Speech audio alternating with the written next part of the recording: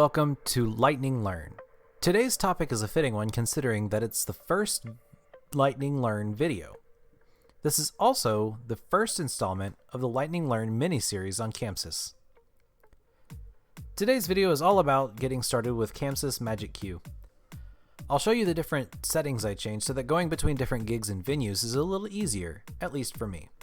I'll also show you patching and setting up MagicVis, the built-in visualizer in MagicQ. So, without further ado, let's get started. Once you first launch MagicQ, you'll be prompted to select one of a few options. To start, let's just click Continue Last Show. You'll then see this screen. It's the setup window, which is where we want to be. If you get something different, just click the Setup button in the top row of buttons along the right side. Along the top of the Setup window, there are multiple tabs. We don't have anything to change in the Mode tab, which is where we are now, so let's jump over to the Prog tab. Prog is short for Programmer, and in this tab there are several settings for the Programmer in MagicQ. In a later video we'll talk about the Programmer, but for now there's only one setting to change. Toward the bottom of this list of settings, you'll find Update Clears Programmer. It's currently set to no, but I always set it to yes to make adjustments easier. Next, we'll click the Keypad Encoders tab. There's only one setting I'd change here, but this can make a huge difference in ease of use and efficiency, especially on a PC installment. Near the bottom of the list of settings, you'll find MagicQ Keyboard Mode. Currently, it's set to normal, but I'll set it to Programming Shortcuts. I'll leave a link to a page where you can find a copy of the keyboard shortcuts for Programming Shortcuts mode in the description below. Now let's jump over to the Windows tab. Here there are a few settings that I'll change. Towards the top is the icon size setting. It's set to small, but I'm going to change it to auto. So if I don't name a palette, the icon size will be a little larger. Near the middle is the unit of measurement setting. I live in the United States, so I'll change the settings from metric to imperial. Three options below, you'll see the setting called Confirmation Requests. Currently, it is set to Confirm Default No, but I'm going to change it to Confirm Default Yes, so that when I want to delete or change something, all I have to do to confirm it is just to press Enter. But we still want this to confirm, just to prevent us from making a mistake that we might regret later. Right below it is the scroll bar setting. It defaults to normal scroll bars, but before filming I forgot to set this to default. You'll want to select wide scroll bars so that if you use a touchscreen you won't accidentally tap on something when you're trying to scroll. Lastly, toward the bottom of the list you'll find the Start mode. Currently it's set to Choose Demo Show, but I'll change it to Splash Screen. This way, when you start up, there's only one button saying Continue Show.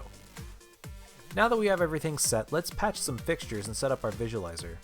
For this video, we're starting with a blank show and building the stage and everything else in the room.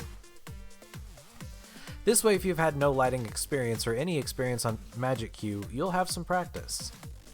Now when it comes to the dimensions in this show file, there's a link below that has all of the info that you'll need to build this exact show file. This will include fixture types, modes, and quantities along with the dimensions of the room, stage, etc. I'll also include a show file for each progression except for this video since we're starting from scratch. Before we get started, I wanted to mention that I understand that the rig we're going to build would be a pretty expensive one, and for most of you it's not likely that you'll walk into a show with 152 fixtures, 80 of which are moving heads. But we're building this show to give you some experience with something this large so you won't feel intimidating just in case something like this happens to you. Since we're starting from scratch, we're going to patch in the fixtures. First, we'll patch in some house lights.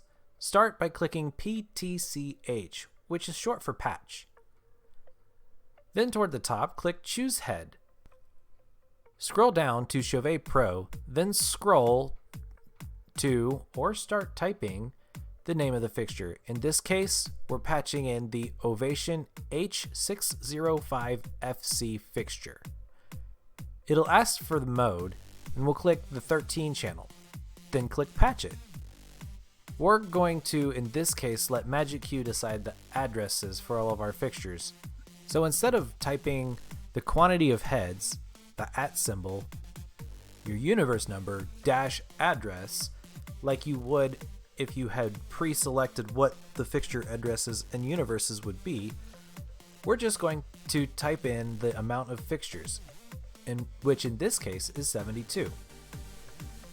Because this is the first set of fixtures, MagicQ is asking if we want to automatically insert fixtures into the visualizer.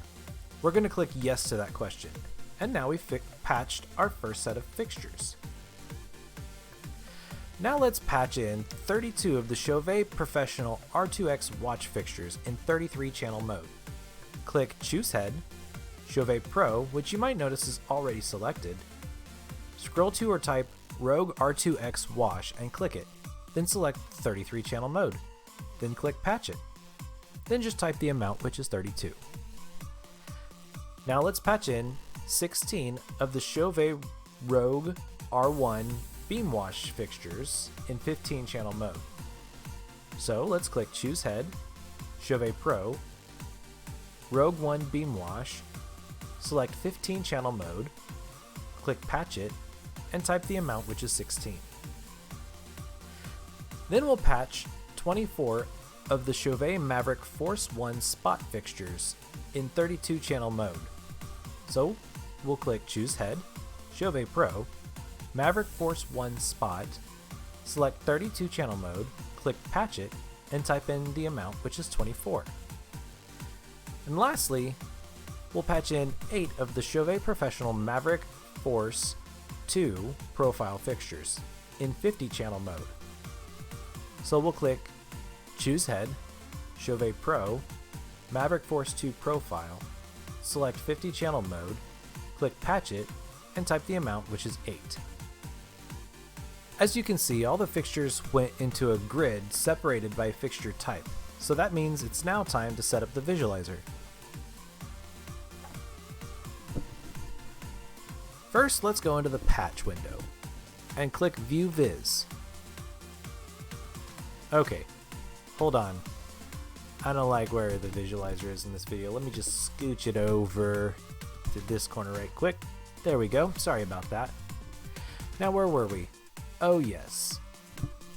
After you click on View Viz, you'll want to click Attach Objects so that in that tab we can add the stage, some walls, and some trussing. If you want to follow along in this video, now would be a great time to head to that link in the description to see the dimensions of the room, walls, and trusses. I'll go over some of this as I do it in the software too, so that you're not confused entirely. So the room size is this. Length is 125 feet, width is 100 feet, and height is 30 feet. To adjust the room size, we need to click Insert and then Room.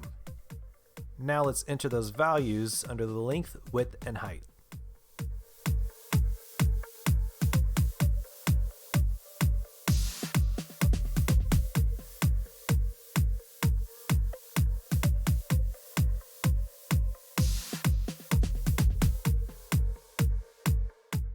Next, we're going to add the stage. So click Insert and then Form. By default, the form is a cube, which will work perfectly for the stage and walls. But you'll notice that it's scrolled a bit, so after I add in each object, I'll scroll back to the top.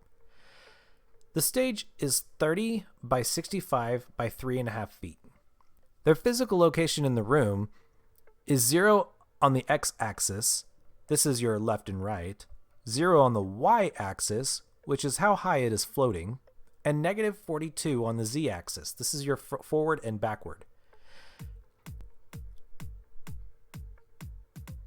The x-axis is measured in feet from the center of the room. The z-axis is measured in feet from the center left of the object. And the y-axis is measured in feet from the bottom of the room and the bottom of the object. Using the same process, I'll add in the walls and place them.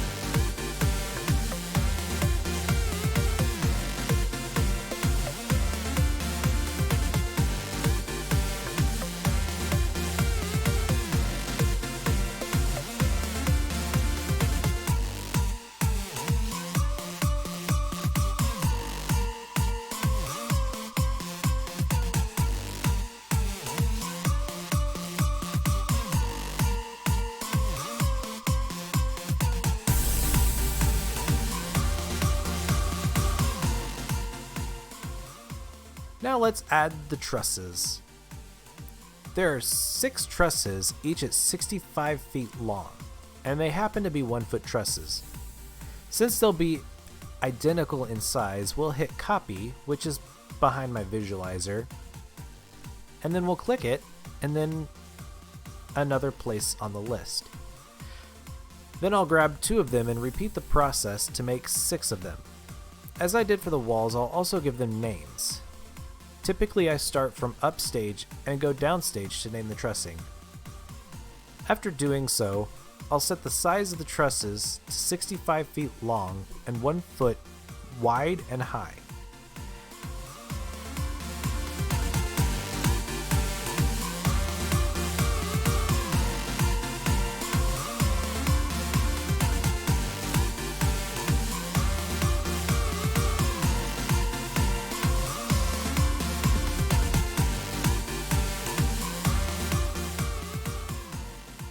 Now I will adjust the visualizer by clicking and dragging to get to a bird eye view. You can scroll to zoom and press shift and click and drag to move the camera if you will. Now I'll place the trusses 9 feet apart from each other, starting at -53 feet. You can now see in a 3D space how it will look.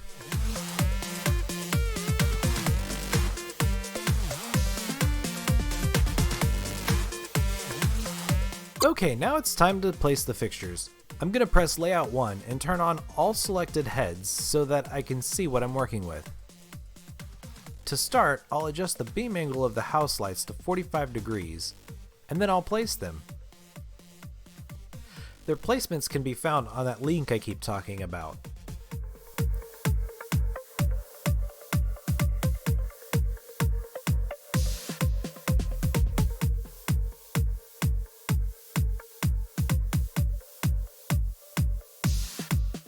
Each row of 8 fixtures is about 10 feet apart, and each fixture in each row is about 11 feet apart. So I'll go back and click patch, then start by putting in the X position spacing, which is -38, -27, -16, -5, +5, 16, 27, and 38.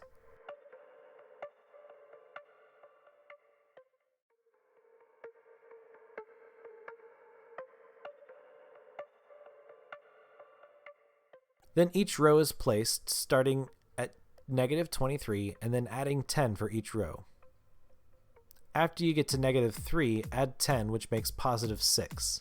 The last row is at +56.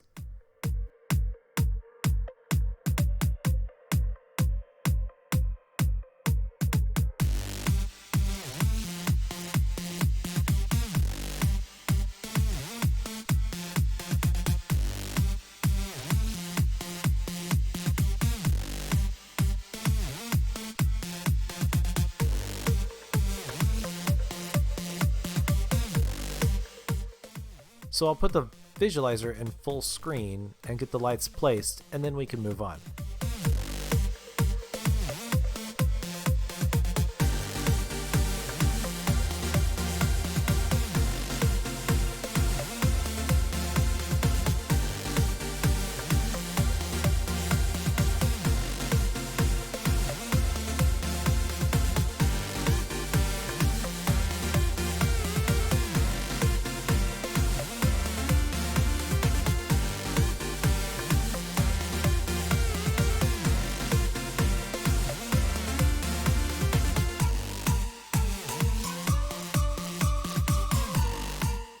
In the 3D space, you can see what it may look like in the dark. Later we'll talk about how to change MagicVis between dark and light. But next, we're going to start placing fixtures. I'm going to start with the Rogue R2X wash fixtures, and I'll set them in 4 different colors so to separate them so I know which goes to which truss. The red group, which are outside of the 3D view, will go to truss 1. Green goes to truss 3, blue to truss 4, and white to truss 6. The good news is, it's really easy to send them to their truss.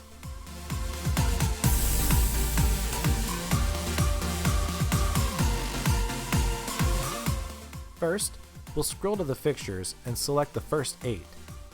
Then we'll click Fit to Object and select Truss 1. Ta-da! Now we'll follow the same steps for the next sets of 8.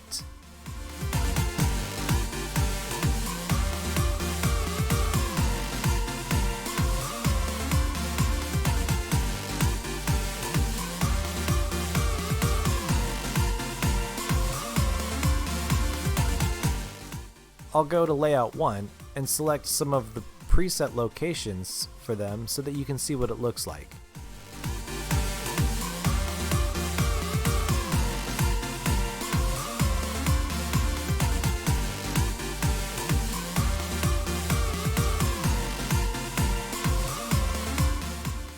Next, we'll put the Rogue R1 beam washes on the stage. But I have a secret weapon. I'll attach them to truss 1, which will space them out the way I want.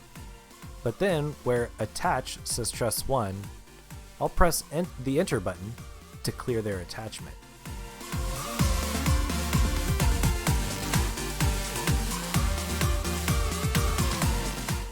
I've also adjusted the camera so I can see where the lights are vertically. Then I'll click twice on the Z rotation encoder on the left side of the screen. This will point them upward. Then I can click and drag the Y encoder, which is behind the visualizer right now, until they're on the floor, which is about 3.5 feet. That encoder adjusts the Y position. I'll scoot them forward to -50 to make space for one of the next sets of fixtures.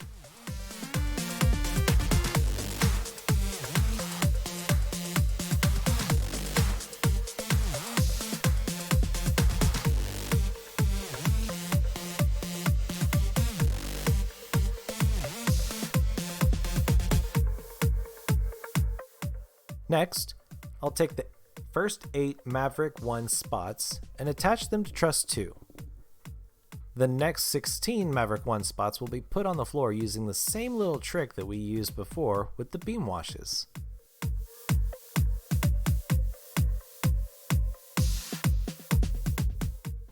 Lastly, let's get the Maverick 2 profiles onto truss 5, which will act as our front key lighting.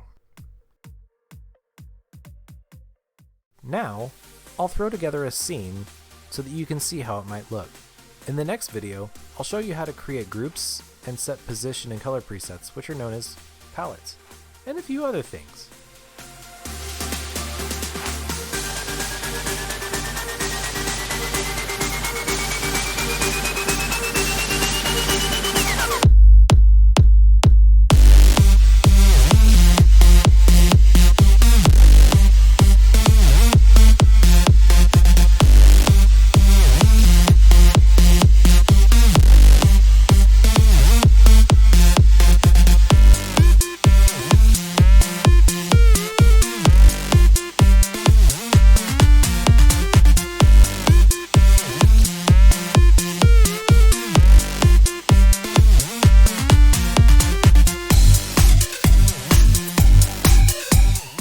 Thank you for watching this video. I hope you find this information to be helpful.